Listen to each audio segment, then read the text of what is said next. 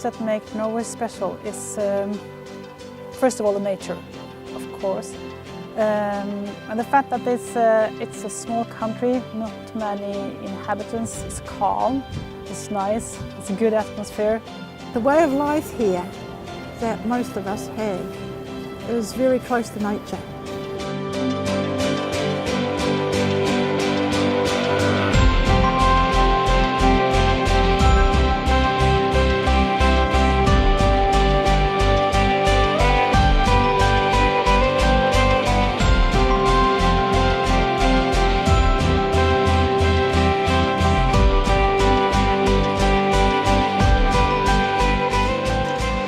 What makes Norway special is probably the nature, because that's pretty much everything you have to do here is natural.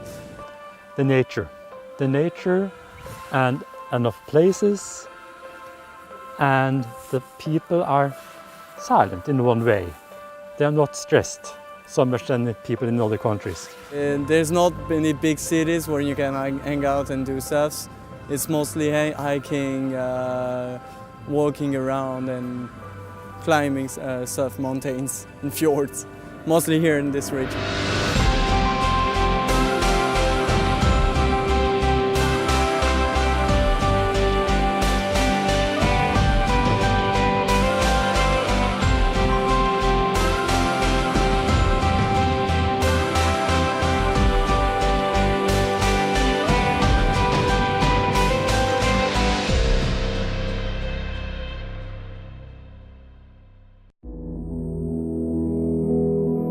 Look around you, look at the mountains, look at the area. It's so unique. Okay, many places have beautiful mountains, but we have the mountains and the sea. It's such a good mix. And it's peaceful.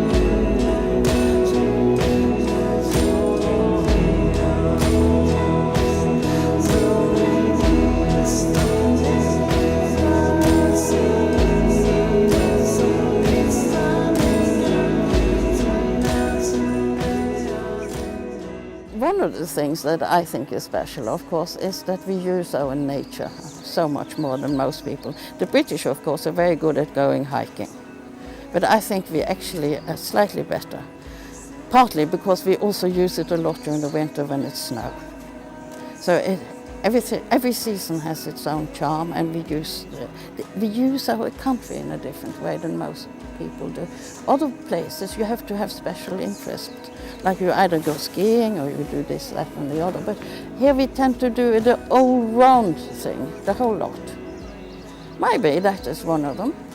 There's few people here, so there's plenty of space for everybody. For me, that is important.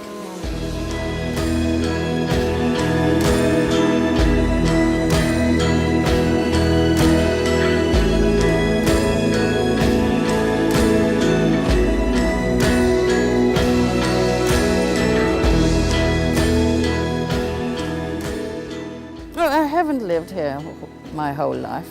I lived a few years in Great Britain. That is the worst thing about living away from Western Norway, is that you don't have the mountains. So for all the years in London, each morning when I opened my curtains, I couldn't see the mountains. You wouldn't believe it. In the end, I found a small bedsit where I could see a small hilltop, and that made life easier.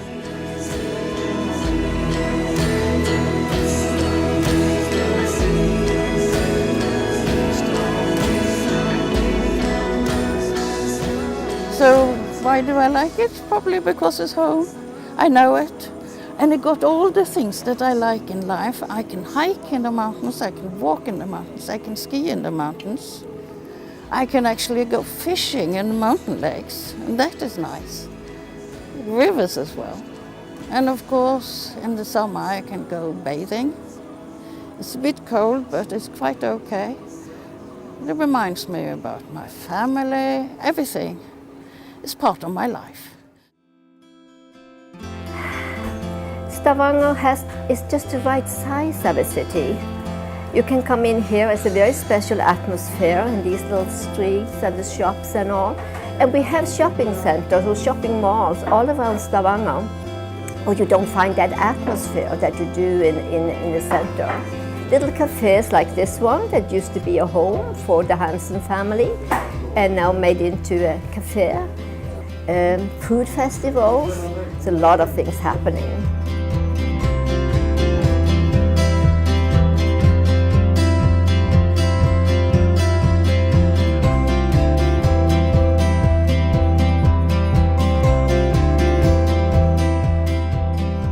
Well, the Stavanger area, the coast here, is also called, you say, the food basket of Norway. We can grow anything here because of the climate that can be grown in Norway. Fruit and berries, where the fjords are, and along the coast, all the vegetables. And up in the mountains, you have the smaller farms, where you have sheep, and of course a lot of fish. We love shrimps. Best shrimps in Norway is here, of course, in Stavanger. The fishing men can come right in here and sell fish from the boat, and we also buy them at the market. So yeah, food is important.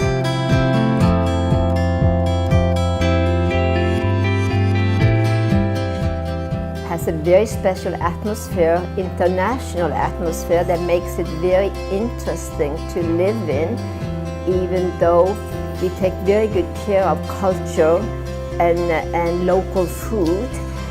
So it's a mixture of old and new, really. We have white sandy beaches, only 20 minutes drive from the center, which is also very nice. Miles of white sand. Even though Stavanger is the fourth largest city in Norway, it's really small in area. If you drive further away from the center of Stavanger than 10 minutes in each direction, you are in one of the neighbor municipalities. So there's no city in Norway where people live closer on a smaller area than in Stavanger.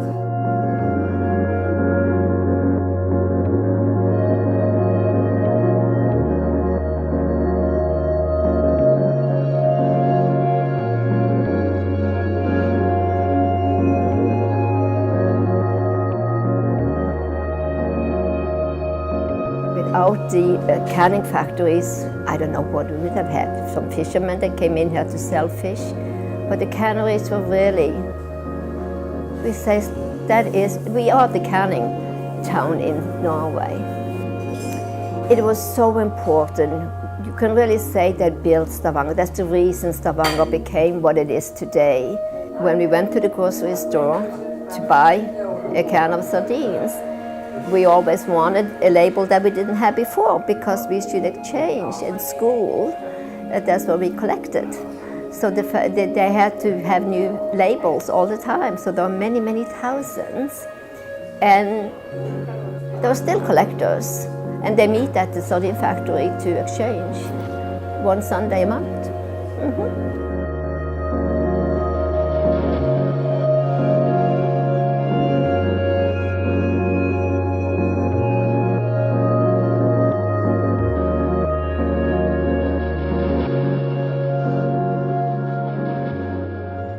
I've done this for 45 years, next to my job at the airport.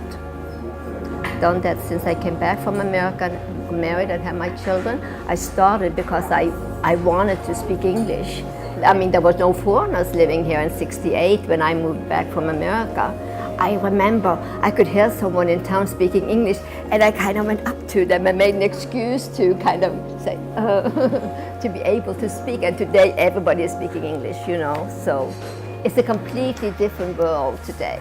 It is.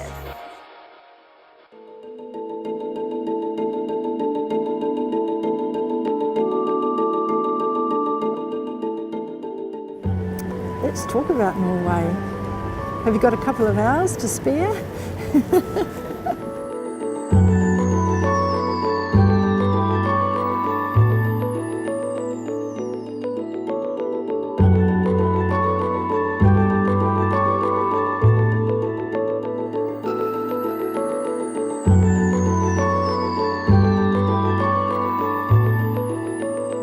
The way of life here that most of us have is very close to nature. It's beautiful, but if you don't respect nature, it's very, very dangerous here because we do have a lot of avalanches, rock slides and that sort of thing.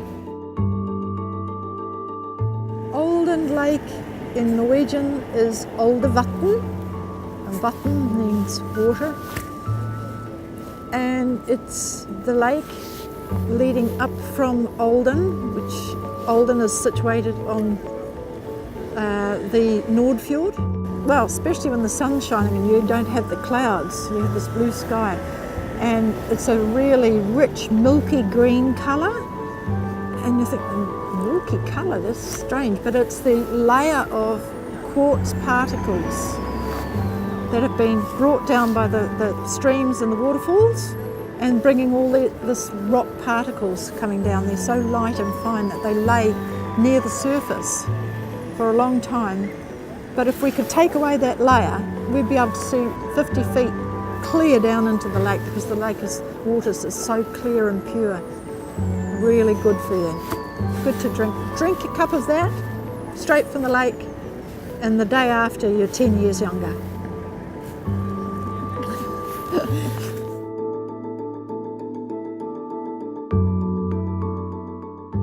Glaciers are always on the move, even though you don't see it. They're always on the move. And 20 metres, 60 feet, that's nothing. But once you get a big ice field, it moves, and so the Jostedal Glacier, that's what's happened there. That is the mother glacier. It's over 3,000 years old, and it's spread. And as it's spread, it's grinding all the mountain underneath it. 8,000 years ago, this was all covered in ice, right? All glacier. Because it's forming high up in the mountains and it's inland, it naturally goes downwards. It doesn't go upwards, right? So it's grinding away at the mountains and that, and eventually it's working its way to the sea, to the coast, because that's the lowest point, right? I mean, the Olden Lake is 52 metres above sea level. So that was formed by previous ice ages. So that's why a glacier grinds its way to the coast because it's going downhill. And then when it reaches the coast, of course, the seawater floods in and then it becomes a fjord. Why do we live here? Because it's safe. It offers a lifestyle that is real. Quite a few people, they have cabins in the mountains, or they have a boat that they go out on the fjord fishing or sailing. It's very much a community-based lifestyle here. Well, I usually say 100 years ago I went on my overseas experience from New Zealand, as we Kiwis do. As you know, we are born with rucksacks on our backs. And I heard in London, I heard about a job at the Hotel Alexandra, which is in the bay along from Olden.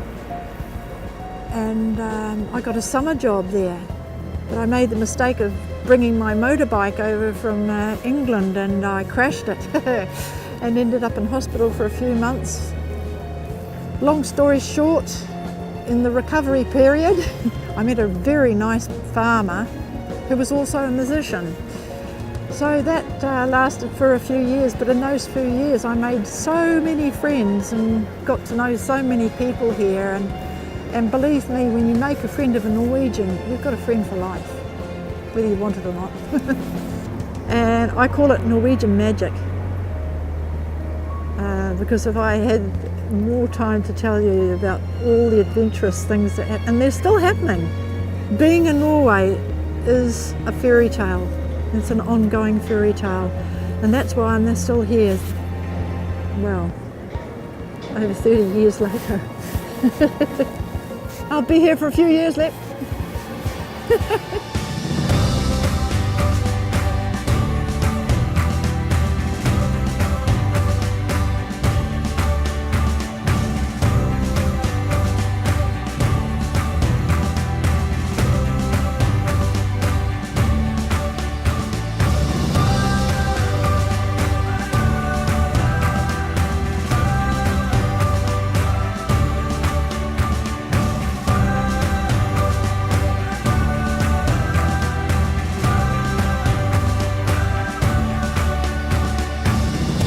It's a lot of stories because it changed a lot of times. It has been civil war, and we have been in union with Sweden, within Denmark. So we have a lot of history. What I love the most about Norway is the people. They're fantastic. They're very warm against what most of people think, the stereotype of the very distant Nordic people. That's not true at all. They're very warm, they're very welcoming.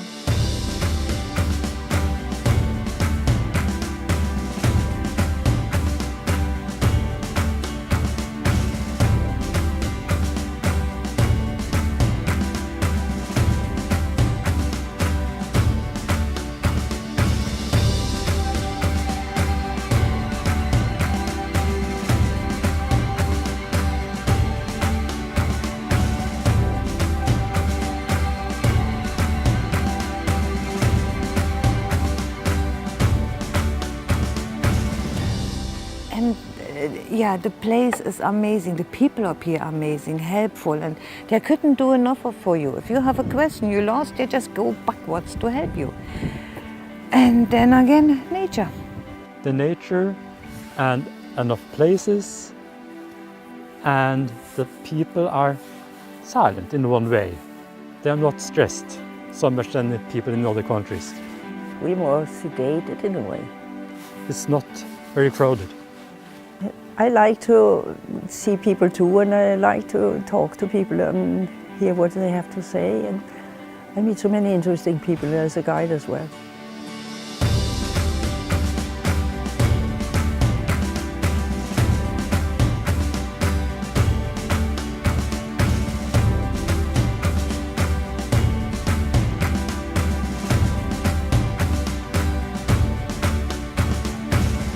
Norway has a lot of stories to tell, both the old fairy tales, the sagas, but also these fairy tales. They are always having this moral. It is only fiction, but the stories tell something important in life. And it's not really an old country, but it has an old history.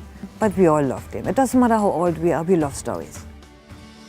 You may move all over in Norway, and it's a long distance from the northern part to the southern part. So we have a very changeable country. I have 2 children, 4 grandchildren, and a grandson. So yeah, so I've had a good life here. The whole feeling up here, it's pure nature, it's pure, absolutely pure, raw, rough, lovely nature.